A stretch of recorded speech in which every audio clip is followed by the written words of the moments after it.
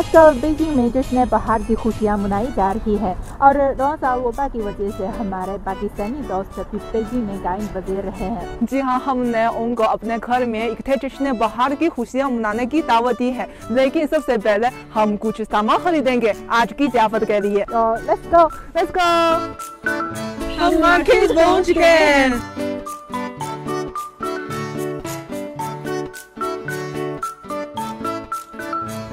आज हम डम्पलिंग्स बनाएंगे जो जश्न बहार के मौके पर लाजमी डिश है, और डम्पलिंग्स की फीलिंग के लिए हमें कुछ गोश्त खरीदना चाहिए।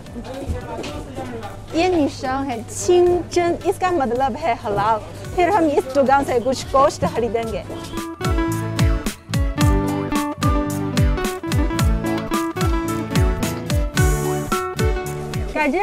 गाजर, छोटा सा गाजर, इतना छोटा फिंगर जैसा है। और आज की फिल्म के लिए बीफ के साथ हमें सब्ज प्याज और गाजर चाहिए।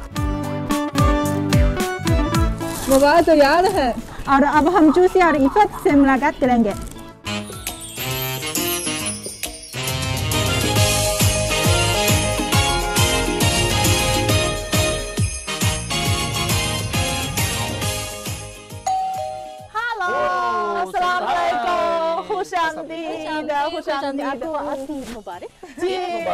मुबारक। वाह वाह, ये तुझे सब ये बताइए, ये आपने क्या लिखा? लिया है जो खुश किस्मती के लिए आने वाले साल के लिए। वाह,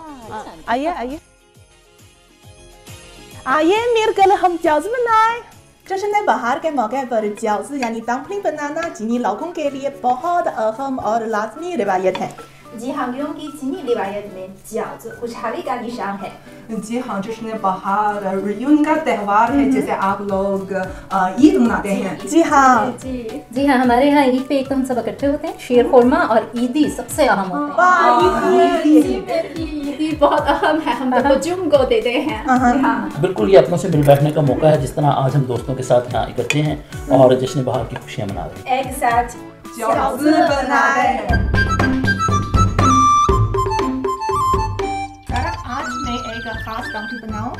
इसमें एक बादाम लगाएं और आपको पता है ये क्या मतलब? हाँ, ये मैंने एक रिवायत सुनी है कि जब आप लोग सारे डम्पलिंग्स बना रहे होते हैं तो किसी एक डम्पलिंग में आप एक खुश्क मेवा छुपा देते हैं और खाते हुए जिसके हिस्से में वो डम्पलिंग आए, कहा जाता है कि वो सबसे खुशकिस्मत है। पता नहीं आज रात का लकी में कौन है, लेकिन ये थोड़ी सी फिल्म, ये इसको बंद करें और ये समोसा तैयार, छोटे वाला समोसा तैयार है। हम डम्पलिंग्स उबालने लगे और पानी में डालें।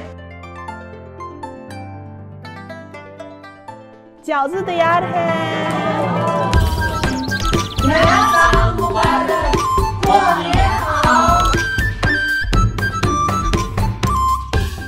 अगर इसमें से बादाम निकला तो सारा सबको आइसक्रीम